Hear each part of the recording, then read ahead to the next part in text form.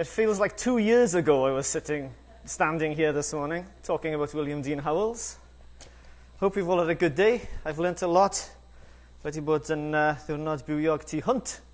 Ac, wel, mae'n rhoi pleser arbennig I fi wrth gwrs I fod yn rhan o'r sesiwn nesaf yma. Mae'n fraint I fi wrth reswm I gyflwyno'n siaradwr gwadd eleni I draddodi Ddarlith Flynyddol Richard Burton. Ac Matthew Rhys yw hwnnw. Digwyddiad Saesneg yw iaith yw hon yma'r ganolfan yn Abertawe yn Astudio Diwylliant Cymru yn y ddwy iaith a ieithoedd eraill hefyd. It's a great honour to be introducing Matthew tonight. For this year's Richard Burton lecture. It's a lecture endowed by Richard Burton's widow Sally. And I'll say a few words. We've got about an hour and a half, so I've got an hour's lecture, 15-minute lecture on Burton, and then I'll ask Matthew a couple of questions. And then we'll have a few beers. Burton was, of course, one of the makers and creators of our contemporary celebrity culture, and it is partly inevitable that salacious biographies and articles will continue to appear, paying little attention to his actual accomplishments as an actor, and even less to his cultural and historical significance. But it's the latter dimension of Burton's life and work that we celebrate at Swansea's University Centre for the Study of Wales. For Richard Burton continues to represent several significant strands within contemporary Welsh culture, yn Gymraeg ac yn Saesneg, in Welsh and in English, the language which he spoke and enunciated like no other, and which he used to reach a global audience. As a suggestive indication of Burton's influence, I'd like to read a brief passage written by the African-American novelist James Baldwin. James Baldwin's fourth novel, Tell Me How Long the Train's Been Gone, tells the story of a bisexual black actor named Leo Proudhammer, who gets his first break in the novel playing minor Morgan Evans in Welshman Emlyn Williams' play of 1938, The Corn is Green. In the novel, a character called Ray Fisher, a friend of the director, persuades Leo to take on this role, this Welshman's role. The following scene takes place in Harlem. I thought I'd take this play, this mining town situation, with no comment, so to say, only making the miners and servants, people like that, black. It's true that the play takes place in Wales, but I think we can make the audience forget that after the first few minutes. And hell, anyway, there are black people in Wales. And I figured we'd let the Negro kids improvise around the stretches of Welsh dialogue, and of course, we've got tremendous musical opportunities with this play.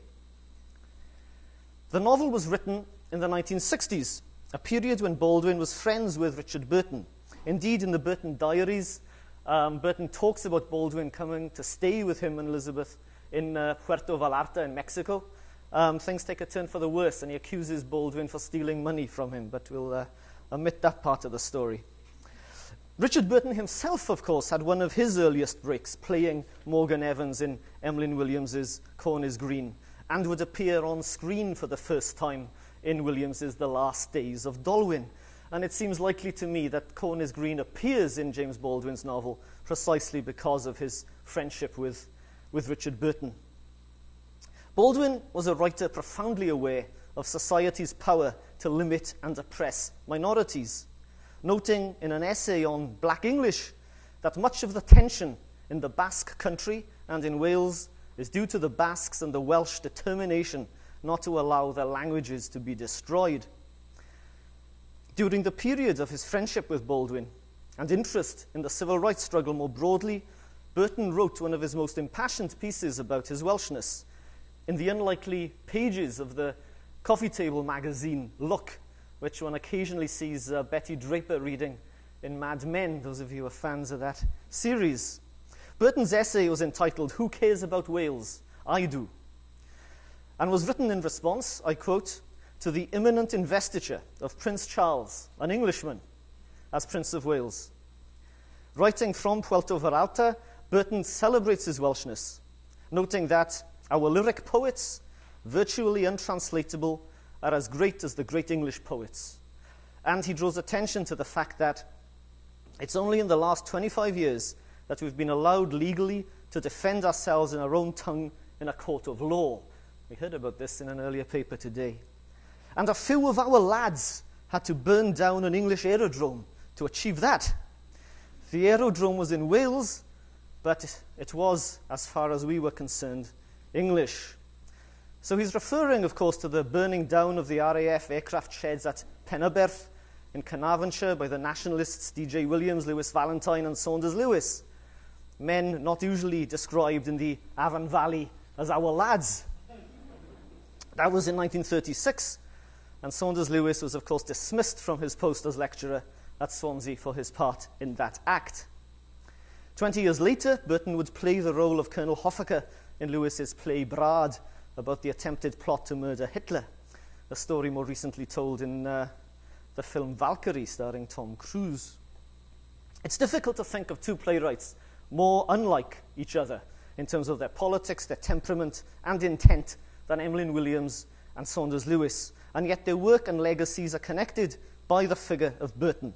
He's a figure who embodies the cultural threads that have been the making of modern Wales. Now, these words of introduction have been deliberately wide-ranging, as to move from Pontrhydyfen to Puerto Vallarta, from African America to Wales, is to engage in a series of spatial and geographical shifts, very much in keeping with the career and work of our special guest this evening, Matthew Rhys. We'll explore Matthew's life and career in the ensuing discussion, but it might be worth just saying a few words about him. Cardiff-born, educated at Ysgol Gynradd Gymraeg Melyn Griffith and Ysgol Gyfun Gymraeg Lantaf, like a few others in the audience, before attending the Royal Academy of Dramatic Art. During his time at RADA, I think it was during his time at RADA, Matthew appeared in the film version of Ed Thomas's play House of America, as some of you will be familiar with. He returned to Cardiff to act in his own language in the Welsh film Bydd yn Wrol, for which he won Best Actor at the BAFTA Cymru. And notable highlights, well, there have been many, in terms of the Welsh-based films, The Testimony of Taliesin Jones, some of you might remember that, the comedy Veriani Mary, in which he plays the role of a character called Nob, which we won't refer to as that tonight, Matthew. Rhys would later reunite with Veriani Mary star Rachel Griffiths in Brothers and Sisters, in which Matthew played the gay character Kevin Walker to great acclaim. And today, of course, he stars opposite Kerry Russell in FX's series The Americans, which Sioned and I have been absolutely glued to this year.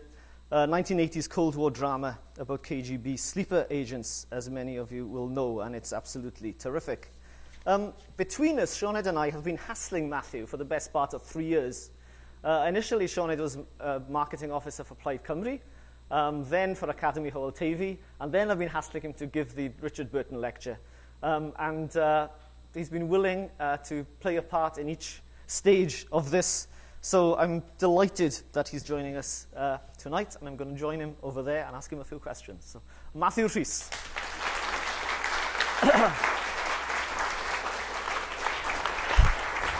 So,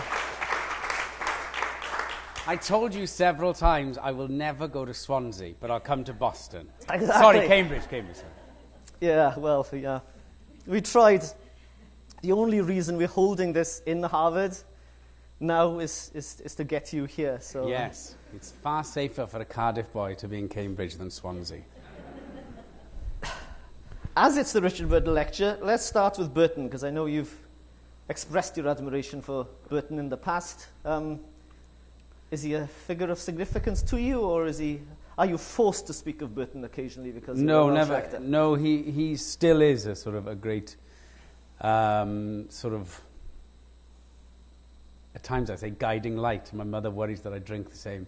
But at a sort of relatively early teenage year, I remember sitting down one Sunday afternoon to watch a Look Back in Anger with my father, and my father informed me who Richard Burton was, and he was this Welsh speaker, and I sort of it sort of stopped me in my tracks that here was not just this sort of powerhouse performance from this movie star, but that he was one of us who sort of blazed the trail. And I honestly think in that moment kind of ignited something that sort of went, oh, it is possible.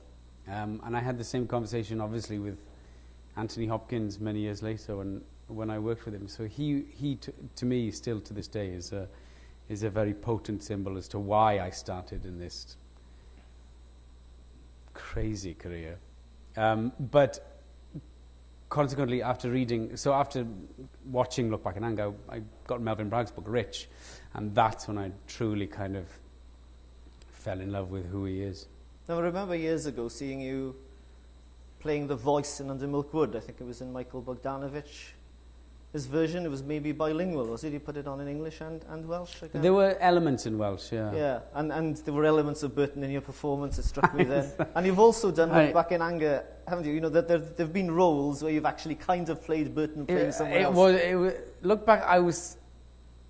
Really, I mean, I love the play, but I think I love the play because of Burton. And then this opportunity came to play Jimmy Porter in New York. And I went, oh, amazing. And then the first day of rehearsal, the director went, you have to stop impersonating Richard Burton. And his cadence and his intonation and the way he says every line. Hang on, you're doing it now. I know. I've spent a life trying to imitate him. So it's been my sort of greatest enemy in a way. But yeah, and it truly was. I'd watched the film so many times. His lines were sort of burnt into memory, and I had to really fight to kind of erase that. Yeah. And in a way, that has to do with certain perceptions of Wales and Welshness, does it, to a certain extent? Thinking also of The Edge of Love, where you're playing Dylan Thomas. You know, Burton and Dylan, I suppose, to a certain extent, are the Welsh figures that have a kind of transatlantic appeal that people are aware of. Absolutely. And are you inevitably kind of pushed into that mould to some extent? I never felt pushed into it. I was incredibly drawn because I think, and it's very interesting, the first job I did, you referenced House of America, Ed Thomas, the playwright, one of his greatest themes of that film is the lack of heroes in Wales, and the, you know, of late the great kind of American influence in Wales and you know, the sort of fantasy that we create of America. So they were two men that actually not only left but became heroes and did it in America. So they were the combination of a number of elements to me, and had sort of great significance, you know, even to Robert Zimmerman, who took his name, Mr. Thomas's name.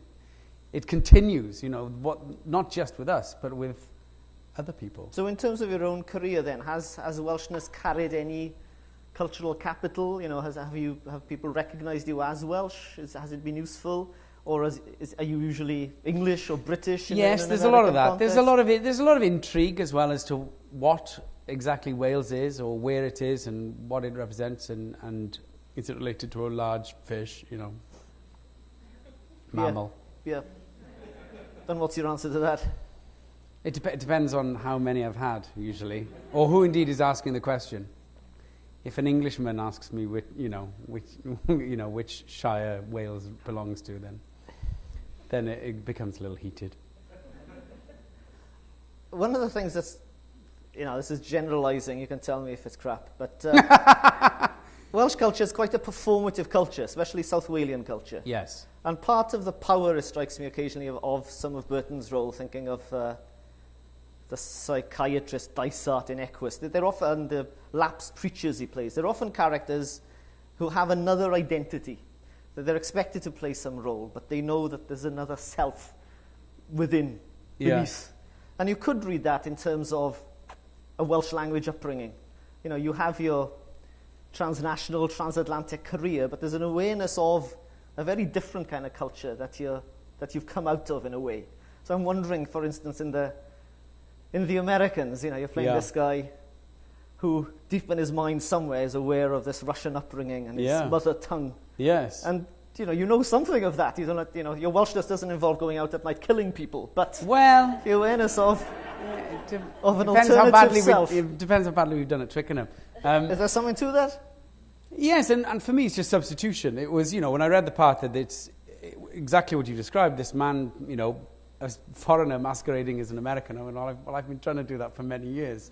And yeah, it's all those things that we do live with especially Welsh language culture, a sort of culture that's not shared globally. It's not that many people you run into and go, God, you've been kicked onto the stage of an Eisteddfod at the age of 8 as well. There's not many of us, so you do live with this sense that of a sort of a small cellular culture in a way. Yeah, and is that a source of frustration, strength? I've always taken it as strength, because I think in a profession where you're asked to sort of dress up and be other people, it gives me a very solid platform as to my identity, and that helps. And also, we are a nation of performers, be it how far back you want to go, Druidic, chapel, Eisteddfod. It's all about performance. So it's not really that strange that we do produce a healthy number.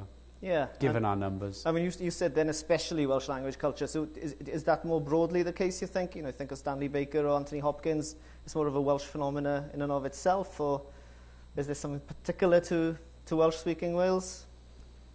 I don't know whether the whole bilingual conversation as to whether it gives you something, or whether it gives you not a greater appreciation, just a different appreciation of language, or you strive to master a language that ultimately is to be the language of your profession.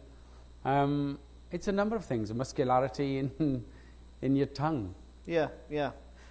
Then looking at it from the other end of the telescope, at the American side of things, a lot of your work has been involved with America, or the meaning of America. Yes. So House of America is about American culture in Wales, in a sense, and the distortive impact it has on a Valleys family. I think people have traditionally often said that they don't find the play completely believable. Would people like Gwenny and Sid be reading Kerouac? But I always think it worked. And then your most recent work then is The Americans, and again, it's about the idea of America. House of America, the play itself and the film, was of great interest to me when it was written, because Ed was writing at a time when he felt Wales was losing its identity. Mass American television was on television. An American diner seemed exotic to us, and there was this forging of a sort of, like I said, a sort of fantasy identity that it also represented a number of things that America has done for centuries, which is this land of opportunity, the dream that can be fulfilled, where Wales was struggling at that time, and then slowly but surely, ironically, at the time House of America was released, there was this kind of flush of the band started to come out, the Manic Street Preachers came out, Stereophonics, actors started to do well, musicians were doing well, and all of a sudden there was this sense of pride. There were these kind of populist icons we could start looking up to. But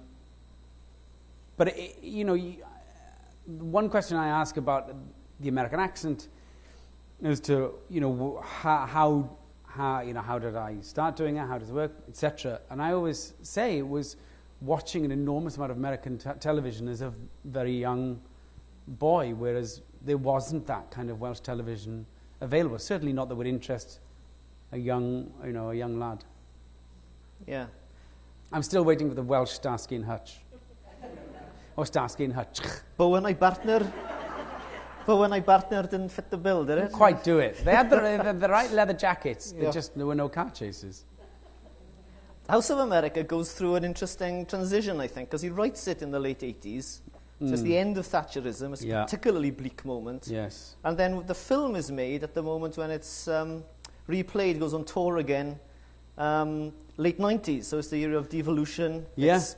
Cool Cymru, as it became known, that you were describing there. Yeah. Actors like yourself. Wales suddenly becomes sexy for a period, and House of America is replayed in kind of a more affirmative tone, if a play ending with suicide, death and incest affirmative. That's any Saturday night in South Wales. Yes. Yeah. Is that? Yeah. What's going on there? Or were you aware of the late 90s as a particularly fruitful period? Is it a period that's been lost, or has it propelled you on? How do you look back at that? It was certainly a platform for a number of us. There was the National Lottery brought an enormous amount of money, and rightly so, threw it into the arts, and Welsh arts did very well from it and flourished, and the sort of talent was allowed to emerge and did. So there was, what there was for the first time, I think, in Wales was great hope and opportunity, and given those two elements, you can, you can set the trail then. Yeah. Is there any element of that ongoing, or I think about to I think it's diminished enormously. Yeah. I was very fortunate to catch a moment where a number of us were, where there was that investment, and I think sadly it's certainly slipped. We're not in Harvard right now. No. We're rebuilding. This is intellectual cool Cymru. There's cultural lag for intellectuals, isn't there? Or 20 years later. But, it's far more revered. Thinking of your career, one of the people you've often worked with is Mark Evans, yes. fellow Cardiffian. Yes. Another individual's made an international reputation while contributing to Welsh culture and so forth. Tell us a bit about working with Mark, maybe, and the work you've done with him. Thinking perhaps especially of Patagonia. But. He is one of those, especially in Wales, especially needed that remains incredibly loyal to Welsh stories and Welsh identity, and wants to celebrate and push and get it to a sort of a greater audience, whereas many, understandably can go further afield or make better money elsewhere. Mark has remained very true to what he finds interesting in the stories he wants to tell. The one thing he always says, in Welsh there's very little difference in the words between sort of culture and industry, and that's what we should be pushing. Diwylliant, and he's a great motivator. He often reminds me that there is, people often make the stories they want to tell, and in a small country like ours, people like him are incredibly important. Yeah. And he drinks like a fish. I'm going to pick up a question that Caroline Coleman-Davies wanted me to ask, but it's kind of related to that. In the Americans, in the travel shop there, yes, you've got a Patagonia poster up. Yes. Is this like an interesting intertextual thing? Matthew Rhys about Matthew Rhys. What, me boring members of the set design department going, well, there was this colony that went to Patagonia. Exactly. Shut up, all right, we'll put the poster up. Shut up. Can I tell you about Michael D. Jones? What? Can I tell you about Michael D. Jones? Yeah, yes. Tours by Michael D. I don't know. I do. I think it's sort of true and maybe terrible of many Welshmen that we do. As I said, we're a small nation, so we travel with our soapboxes with us, and we plonk and get on top and start shouting about where we're from, because if we don't, who will? But so you did put that poster up? I might have told a number of, the scenic department about this small colony in South America where the Welsh language thrived. Where the Soviet spies go on holiday. Yes, yes. An interesting, follow-up. Yeah.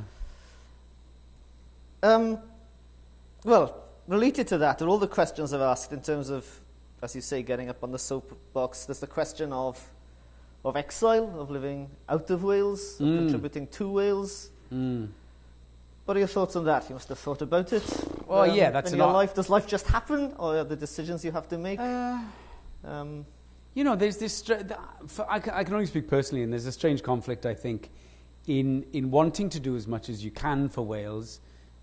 And if that is on a sort of foreign stage, then so be it. And then the conflict within you of not being in Wales, kind of fighting the good fight and furthering certainly causes that are close to our hearts, or my heart, So you do what you can from, across the Atlantic. Yeah. So, it's possible to watch a film like Patagonia about diasporic Welsh identity, right? A Welshness that's been carried with them. Yeah. And with you as narrator, you becomes a kind of self-exploration. Yes. Does it?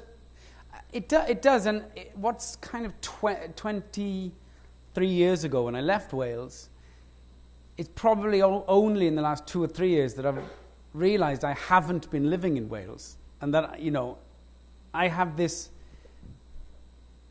you know, how green's my valley ideal, that I've been in Wales this whole time doing all these things, and I've realised that, you know, I've lived my life as an immigrant, and you know, carried the dragon where I've gone, really.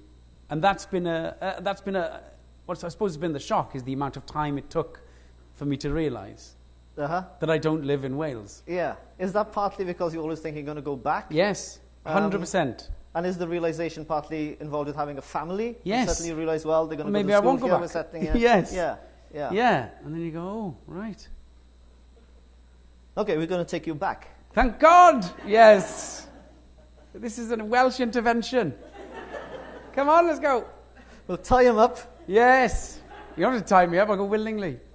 We did bring an empty case with us to carry Dewi's toys he was going to buy, so we can just we'll zip you into that. What else did I want to ask you about? There's been kind of an evolution, so I'll go off in another direction and ask you about Rachel Griffiths, who's an actress I've always admired a lot from 6 Feet Under, but yes. You were in You've Very admired her Annie from with 6 Feet Under, what? From watching 6 Feet Under? Yes. I remember watching Rachel Griffiths. Yeah. I think she's a terrific actress. She is. And in some senses, maybe not, hasn't got the kudos, but Very Annie Mary, you played her there, and then Brothers and Sisters, are going to say, but it's not that, is it? Brothers and Fathers. No, Brothers and Sisters, you were right. So. Yeah. She's just tell me about her. She's quite the character. When we did Very Annie Mary, she'd gone to the valley because she wanted to live in the valley for 2 weeks to perfect the accent. So Sarah Sugarman had arranged that she would stay with this family. Then she immersed herself in Valley's life, and like on her first day there, she said, "So what's in the village?" And they said, "Oh, nothing really. It's just a spa." She went, "Oh, great! I can get a massage and a facial." And they went, "I don't think so." Anyway, so she spent 2 weeks with the... Lots of tanning beds in Nice. Yes. She said, "Oh, with an R at the end." All right. So she spent the 2 weeks, and then the day before we started shooting, there was a sort of hello, get to know you party in Cardiff. So she took a taxi from the valley, local taxi driver, who she hadn't met, and she went, "Oh, I know. I'll stay in accent and see if I can see if I can sell him." So they're about 10 minutes into the drive, and eventually he went, Sorry, love. Where are you from?" And she went, "Oh, I'm from here. I'm from the valley." And she went, "Why? Where do you think I'm from?" And he went, "Somewhere with, like a Swedish Rastafarian." And she was devastated. She came into the party ashen, going, I can't do the accent. Maybe it's a difficult accent to pull off. I mean, she's similar to you in the sense she's an Australian. Yes. Not similar, not that you're Australian. Well, she has a Welsh name, yes, but she's playing Americans and pulls it off, it seems to me, but I'm not American. And do people sometimes say, well, similarly, you sound like an American Rastafarian. I've had a few times where the directors had to cut because, it's late, or I'm emotional, or I've had a glass of wine, and the accent starts to slip. Yeah. And one time the director went, "Cut!" He said, "You sound like you're from Middle Earth." I went, well, Tolkien did base Elfish on Welsh. And it wasn't Lord of the Rings you were doing? No, it was an episode of The Americans. There are cases where that might work. Yes, sadly. Ray Gravell, a very famous rugby player, was in Very Annie Mary, Ray Gravell. And whose beard you're emulating tonight? What? Whose beard you're emulating tonight? Yeah, very much so. And he's told us this story that he did. He was in the film of Rebecca's Daughters with Peter O'Toole. He was so excited. Peter O'Toole, huge rugby fan. He was so excited about meeting Peter O'Toole. He was playing the coachman, didn't have any lines. And he was all nervous. He said, "Oh, God, I want to say hello to Peter O'Toole." So he plucked up the courage. He finally went over and went, excuse me, Mr. O'Toole. And O'Toole turned around and he went, oh, Ray Gravel! That made me happy. Yeah, yeah. I want to hear more stories like that. We've spoken about Burton and Hopkins. I'll give you my Burton one. Yeah, I met Richard Harris, the famous, sadly departed Irish actor in Paris. We were there for Film Awards, Harris in Paris, and as he had been told many times by his doctors to stop drinking. They've told me to stop drinking, so I'm only drinking 3 glasses of champagne a night now. So I said, there is a story I would like you to qualify or confirm as to whether it's true. He said, fire away! And I said, it was a time when you were in, I believe you were all in Stratford-upon-Avon. It was you, Peter O'Toole, Richard Burton, and Brooke Williams. And he said, you were all in a car. And he goes, go on. I said, and Brooke Williams was driving, and you were all drunk and shouting and screaming and singing, and the car was swerving, and you were pulled over by the police, and the policeman told Brooke Williams to get out of the car, and Brooke got out, and O'Toole and Harris are in the back seats shouting and singing, and the policeman said, who's in the back seat? And Brooke Williams went, Richard Harris and Peter O'Toole. And the policeman went, oh yeah, and I'm Richard Burton. And Burton leant out the window and went, no, actually I'm Richard Burton.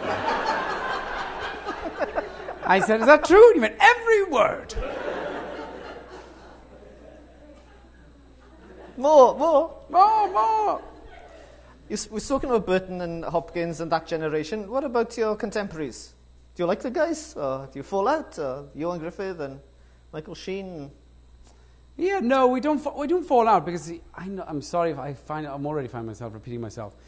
I think we're tight knit in that we're not competitive because, considering there's not many of us, there are a lot of actors coming out of Wales, but there's not many of us. So I think as Welsh, we're all very supportive and very proud of each other. So there's a great support system and network there. So when we see each other or see each other do well, it's always very good. And there's not enough of us to get sort of too competitive. No. And are there cases where you all go for the same job? They're looking for a Welsh guy. There's sometimes it's like, all right, come on! Yes. At times. But it's good, we've all kind of found our paths now. Yeah. So we really could come up against each other.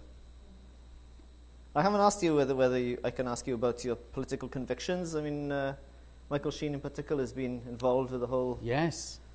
Well, the left and trying to develop a kind of progressive left, both in Wales and more broadly. Yes, he always has been. I just think he's becoming more vocal of late as things are getting to him. But I've been... But you've been lately celebrating 90 years of Plaid Cymru and so absolutely, forth? Absolutely. No, I was raised in a very, strong Plaid Cymru household. So it's always been the party of our kitchen. Or the party in our kitchen. Yeah, the only kitchen I have visions of now is the one in the Russians, so that adds another level to it. They're actually Plaid Cymru supporters, the two. Yeah, yes. The splinter unit, splinter cell. Tell us about playing Kevin Walker then, the gay character you played in Brothers and Sisters, which was discussed a lot at the time, I seem to remember. Lots of discussions about straight guy playing a gay character, mainstream gay character who isn't actually making a huge fuss about it, just part of his identity.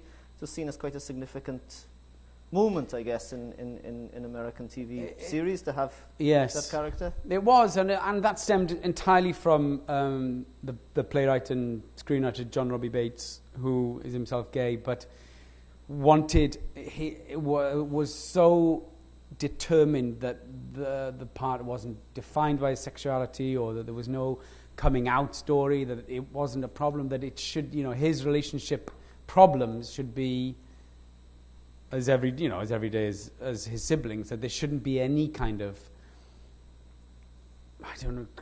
special, different, call it what you will, sort of treatment of that. And I think that's what the press got hold of, that there wasn't anything made of the fact, and that was, to him, his greatest success.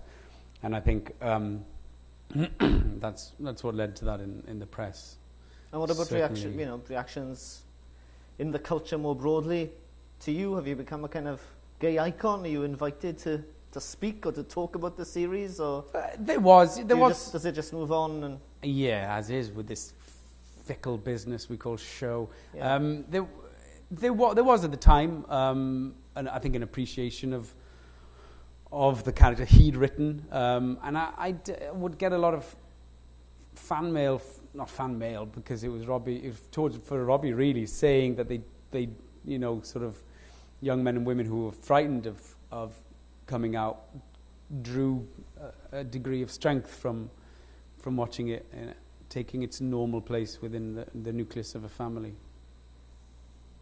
So what about future roles? What's coming up? What are you... Still trying to get the Llywelyn/Glyndŵr movies made that we've been trying to do for the last 15 years. I'm a great advocate of...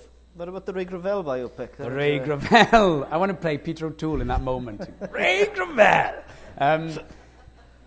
Mark and I have discussed that the Patagonia project would be basically a trilogy, and that the last film would be The Great Migration, in 1865, because it was sort of on this epic scale of what they endured in that desert. There's the Operation Julie, the LSD makers in West Wales. There's the Griffith Jenkins Griffith of Los Angeles, the Griffith Park, that story. They're all big Welsh stories we're trying to get made. So when you get together over a few beers, you talk about all these great films. We must make these films. Welsh films. 4 more over here. We're changing the world. Yeah. I'll throw another one into the pot, which is a remake of the Molly Maguires. You know the film with Sean Connery? It's about clandestine Irish working class movement in the late 19th century. And the histories always tell the story in terms of the Irish against the British. So it's the rise of working class radicalism in the US. And the film of the late 60s has this police guy who is Welsh, but he sounds Indian, But the actual history, I mean, they were killing mine owners, and they were all Welshmen. Morgan Evans, Gomer James. When you look at the list of the guys who were killed, it's between 1860 and sort of 1875 in the Pennsylvania coalfield. So it's Irish against Welsh, and it's not much Celtic camaraderie, and it would make a great film. And there are cases in court, where people would give evidence in Gaelic or in Welsh because they didn't speak English. So you could do something pretty interesting with that. So yeah. Tell Mark about it and tell him to give him a call. I'll write the screenplay. We'll get together about that one. And then there's the Tom Jones biopic. And are you going to play Tom? The young Tom. I think it's been done, actually. He was on in Nice the last year. Oh, the musical. Yeah. Right, so, well, I'm sure people have questions to ask, Matthew. I've asked a lot, and it's been fun. And I kind of forgot you were there altogether. But I can chair from the floor. Cwestiynau gan bobl? Go ahead, Russell. Do you find that, in your profession, there's a real kind of lack of knowledge of Wales, and you have to actually remind people, where you come from, there's confusion with other parts of Scotland, Ireland, and all links into one?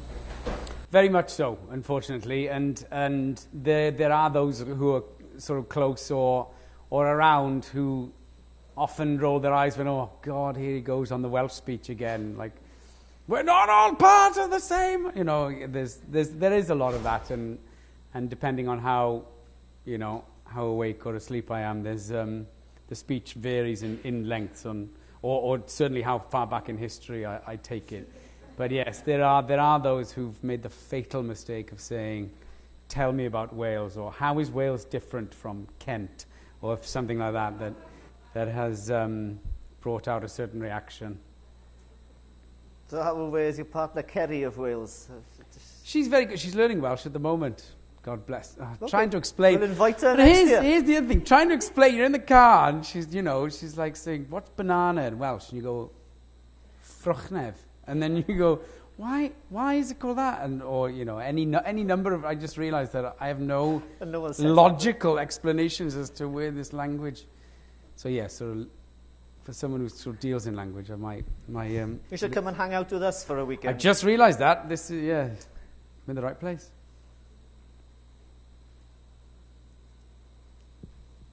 Yeah, go on. I'm interested in the time you spent in Patagonia, and I just wanted to know what you learned there and how that might have affected your Welshness. I mean, there was... It really... well, I don't have to tell those who've been. For those who have been, and I'm sure will agree, it's sort of staggering when you arrive at somewhere so alien to the Welsh landscape, and then you see an incredibly quintessential Welsh chapel in the midst of it, with this Welsh cemetery with all Welsh gravestones and Welsh names. It's staggering, and it's not really a shock for those that went to say it's not working in the US, Australia, everywhere. That we must go to the furthest, most isolated corner of the earth for this to survive. It's no real shock that those genetics have handed down such a fierce pride in their Welshness that it has survived. And that to me was possibly the most staggering element to it all. But then, as I said, it shouldn't be a shock. But the fact that they've not only survived but thrived in this desert and lived utterly, bilingually with their Spanish, where it hasn't consumed them is amazing, and it still blows me away that it worked. I guess there's something intensely moody, nostalgic. I'm not quite sure how I describe it in terms of Patagonia. If nostalgia was an Olympic sport, the Welsh would be gold medalists. Because that's something, we do well. So yes, there's... I suppose what that in some ways then ignores, though, is the colonial aspect of it. That there were people there. Well, they're not there anymore. But that's, when I talk about the film with Mark, that's the most, I think, one of the greater, more interesting elements was at the time there was this thing by the Argentine government called the Conquest of the Desert, where they were trying to eradicate those who were already there. And the Welsh arrived and said, hang on, you said this was an empty parcel of land, that we could do what we want. And these people are clearly here that you're now killing. So there was this moral sort of argument going on between the community as to what they should do and how should they address where they landed. It wasn't a straight shot of landing in the desert and irrigating it and everything and singing hymns and making cakes. It was a far darker, more complex situation than I think is sometimes addressed. But the film doesn't address that, really, does it? We don't know, but there's not quite the time. My hope would, if we were to make the historical version, that's what it would address. Because maybe part of the symbolic significance of that enterprise is it speaks to lots of narratives, doesn't it? And to the tension within Welsh history itself. This struggle for the continuation of an identity, being in some ways colonised, but also then coloniser. Not at the expense of somebody else's culture. Have you been, Rhiannon? What were you... Yeah. Do you have thoughts on that yourself? Like you say, it's almost like a composing, and perhaps I'd admire the metal you have there, nothing against the elements, and just being a small culture, and I think we can, I'd like to learn continually from that, really. Yeah. They're an amazing group. Oh. In answer to one of Daniel's earlier questions, you referred to sort of the late 90s, perhaps beginning of the 2000s, quite an optimistic time in Wales, culturally and politically. And we sort of briefly referred to perhaps looking from the outside down, it not being quite such a good time. But I'd just be interested in your reflections on kind of where Wales is. Looked at as somebody who passionately loves your country, but is perhaps that one step away and might be a little bit more objective than those of us who are right in the middle of it also.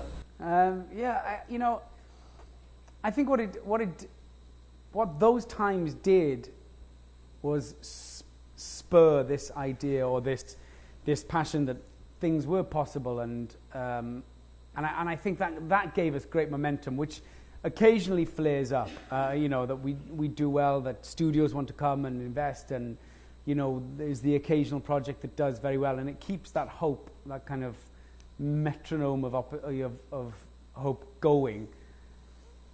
But and maybe it's the British Isles, I don't know, but, it's the demise of the British film industry, it's the removal of the council, it's the slashing of budgets, that have done so much damage that the opportunity to nurture isn't there, really. And I think that's why there's I see it, and I can only speak really for the younger actors. I see them kind of go, right, well, let's just get to America quick, because there isn't that time or investment in maybe the sort of younger generations that there kind of was, because we learned, as I said about the National Lottery that paid in so much money, we learnt on the job. We were making these films. We were incredibly lucky to be able to do so. And I think that's a great missing element, in that I see the younger ones kind of wanting to get to Los Angeles quickly now, whereas they didn't have don't have the opportunities we had. I guess we're living in a strange moment in that respect, because on the one hand, Brexit, we voted in a broadly British pattern, unlike Northern Ireland and Scotland that voted differently. Yeah. While at the same time, the soccer team were promoting Welshness in Wales. They stayed in a way that we've never in seen Europe before. a lot longer than we did. And to have those two things happening simultaneously struck me as a strange, perhaps typical form of Welsh schizophrenia. Were you watching the soccer? Did it make an impact out here? It made an impact on my aortic valve, because it almost burst. Yes, yeah, it did enormously, and it was it's in those moments I kind of there's this flourish of when people go, oh, you're from where? Oh, that's Wales. Oh, right, you're from there. And you're like, oh yeah. So yeah, it's any of those moments. I love when the Ryder Cup went to Wales. Someone came up to me and said, Wales is the same size as Connecticut. And I went, is it? Yes, they said on the Ryder Cup. The size of Wales, yeah. Well, we're often compared to either a lake or a forest fire, aren't we? Forest fire, the size of Wales, you're like, oh, it's not that big then.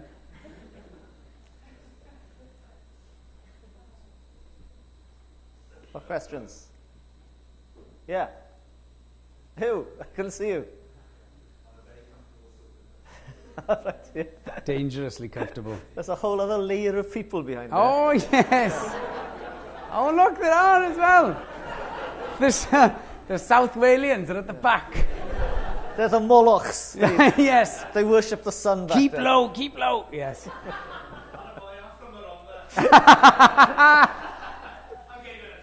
I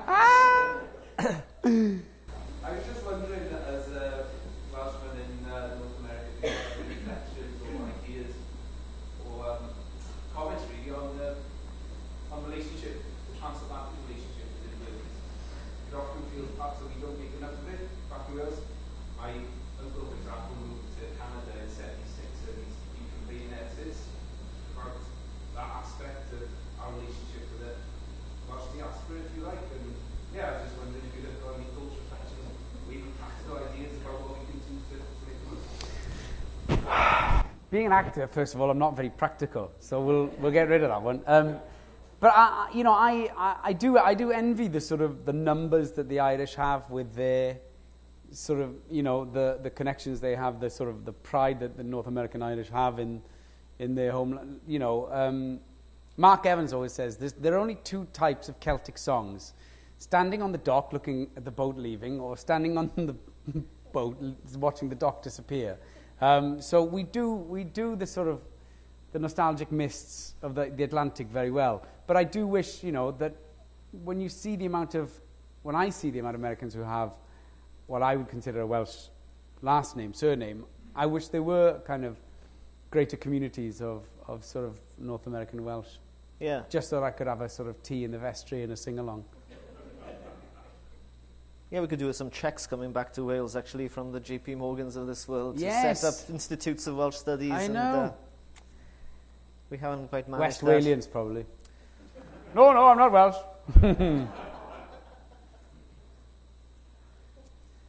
The first time, not the first time actually, I met you first in Wembley, but the second time when Sioned and I and the kids were living out here for 6 months in 2012, and we went down to New York, and it was the weekend of the Grand Slam. Wales were playing France, so someone told us to go to a pub in Greenwich Village to watch the match. So we walk in, the first person I meet is Matthew Rhys, and then halfway through the first half, Bryn Terfel gets up and launches into Bread of Heaven. So I put this up on Facebook, and Kirsty Barter says, "Daniel, you dreamt this." and Wales won, of course. So, Happy days. yeah.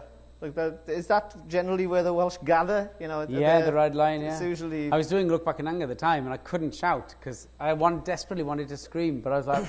I was wondering, why is Matthew Rhys so quiet? It was the silent Grand Slam for me. That's when the aortic valve was going. I was like, don't lose your voice. Lose your voice. I remember thinking that at the time, because Bryn Terfel was just drinking tea as well. He So was doing everyone else was going nuts. He was doing... And you and him were just... Yeah, trying not to implode, because I had Yes. to go and do a matinee, and he was doing 5 hours of Wagner that night. Yeah, right.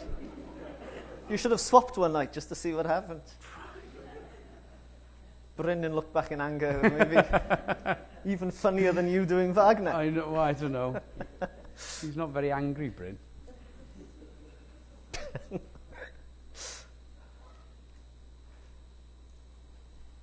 Thinking of Richard Burton being buried with the collected poems of Dylan Thomas, I was wondering if you had any writers you felt that would be great. Yes. I'm guilty of the same cliche, really. That I was raised on Dylan Thomas, and it's sort of that happened before my sort of love of Burton. So when I found out that Burton had this great love of Thomas, I was like, I was right. It wasn't just luck, or that he's the only poet we study in school. But he is and still is a sort of great love of mine. So I'd hate to say, just to take another cliche, I'd probably do the same. What about... We got a few. Yeah, Bob first then, and then Esther here. Not necessarily fishing for a confession here, but... I didn't do it! I swear. I wonder if there's one or two big learning experiences you've had in your career. Moments where you completely felt humbled or someone has put you right in big ways. Oh, God, I think that's daily. One of my greatest... those taps or faucets? They're like a mushroom tap, which you kind of hit like that, and an expulsion of water comes out. I was very fortunate to be playing Romeo at the Royal Shakespeare Company on the Swan stage in very traditional production, and I had these sort of pale blue tights with a codpiece, and I had like 11 minutes off, so I ran to the toilet, went to wash my hands, hit the mushroom, and this torrent barreled out and sort of followed the arc of the sink and just went and exploded plumly all over my codpiece. Looks like I had a horrific accident. So I'm under the hand dryer like that, going, oh my God. And the tannoy goes, Mr. Rhys to stage, Mr. Rhys to stage. So I walked on, and Ben Foley was actually from Llanelli, and he looked at me, he went ashen, as if, understandably, I'd had a terrible accident, and his eyes, and he stopped sort of mid-sentence, and then you could just hear the ripple of through the audience as they literally thought that I'd wet myself on stage. So my greatest lesson is I don't go to the toilet until the interval. It's a lesson for us all. That was a big, bad lesson. Esther, you had a question. Yeah, I just wanted to follow up on the question about literature, in the education you had. Yes. And I was going to ask about drama and education. And, I told you before I went to the same school. Yes. Yes. And I don't remember there being a lot of drama and theatre in the structured education. I Yes. not specific drama education. So I wonder if you did get that growing up in Wales, or if it was a question of going to London to in particular. When I was there was this sort of slight push towards a sort of drama department, and not being, good enough to make the first 15 or do the second 15. I went, I'll do drama then. So there was that moment where they kind of realised that it was missing, and I think I was at the very beginning of what is now sort of solid drama department in Glantar. But even then, you sort of we did Ibsen, Chekhov, Greeks, and then right at the end they go, and Saunders Lewis, it was a little bit of that. There wasn't this sort of what should be a greater sort of more intense and magnified celebration, really, of what we have to offer. I'm sure that's not the case now. But then also, I did the National Youth Theatre of Wales and things like that, where that's where I was cutting my teeth. Yeah, I mean, drama itself is in some way still the poorest of the genres in terms of profile, I think. In Wales, would people agree with that? I mean, is there a play on Book of the Year in either language? I don't think so. There is the National Theatre of Wales, of course. Yeah. But the amount of actual plays that has produced, I mean, a lot of it has been kind of fairly experimental sight pieces. It hasn't produced actually a canon of works that can be performed. I mean, perhaps that's an old-fashioned notion, but the process of documenting the culture through drama, we're perhaps pretty poor at that. Well, given that, for those who do know who we are, kind of, there is this notion that we are this nation of oral, historians and storytellers. It should be second nature. It should, perhaps, yeah. Anyone have any thoughts on that? We've got cultural critics out there. They're all asleep in the back. They're all writing plays in the back. That's what it is.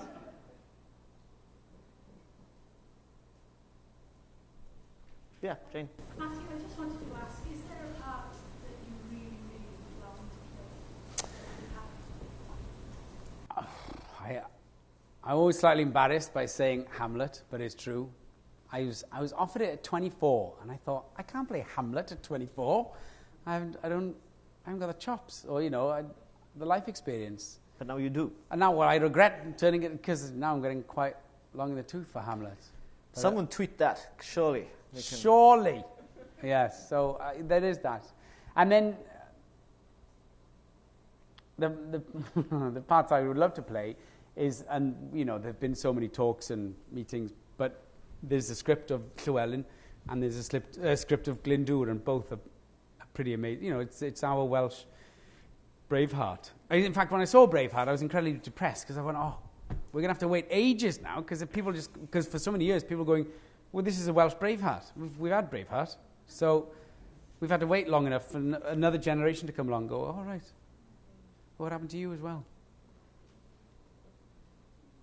Although some people think Braveheart is Wales, so they say, Braveheart. I often say that. I said, yeah, that's Wales. And I did play what was, in equal part, just All My Christmases in One, but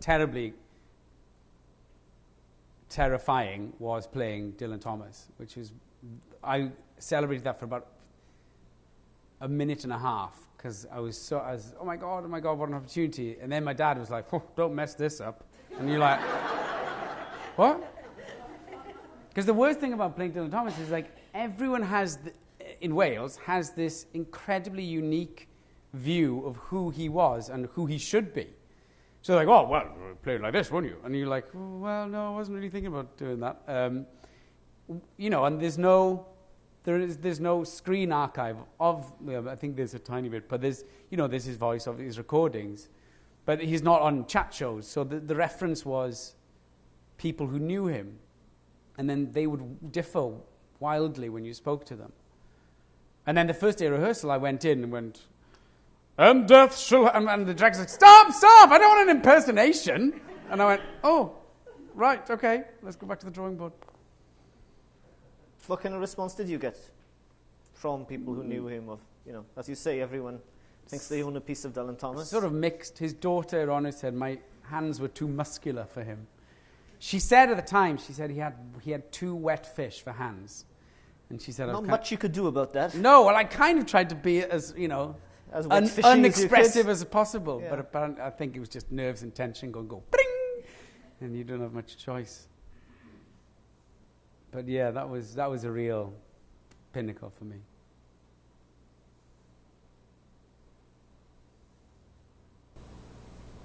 I just ask, I mean, I often think about that role in parallel with Richard Harrington in *Yrfa when he plays Burton, yeah. And I think both of you managed not to do impersonations, obviously. Yeah. But gave enough of the character for them both to be evidently recognisable. Yeah. Wanted to play Burton? Oh, I'd love to play Burton. In fact, that's another one. I'd love to do playing, but you know the play, Playing Burton? I'd love to do that. The one, just basically an opportunity to impersonate Burton for an hour and a half with no one else on stage. In fact, I should just do it in my living room, really, and spare the audience. Got 10 minutes.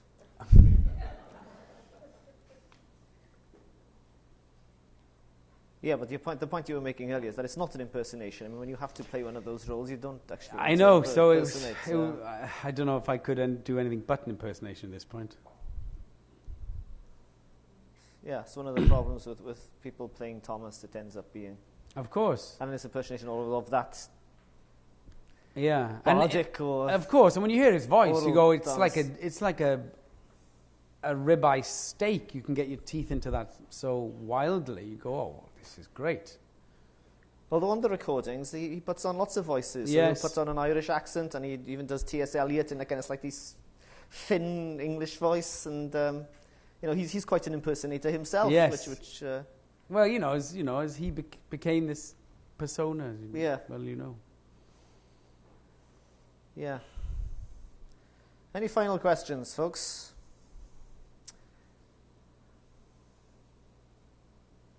Well, that was painless. Very gentle here. Yeah, I'm not inclined to give you pain, Matthew. Wow. Painful to ask. Must be a Wednesday. You could answer some painful questions that I don't ask you. Go on. See how well I can lie. Yeah, what would be painful? You were asked for confessions, and you Did I sidestep? Yeah. Well, there like was that codpiece accident. So yeah. I think you were just lucky there was someone from Llanelli on stage when you. We froze. He was no good to me. Typical. So when do we move into the reception? As soon as we get married. I'll go see if they're ready for us. Yes. But before then, a song. Either, leaving the dock or arriving. It's up to you. It's, yeah. Pick your place. Well, Matthew's going to stick around for a bit, I hope, for a few years. So ask the painful questions ones over a Stella. Yeah. Yes.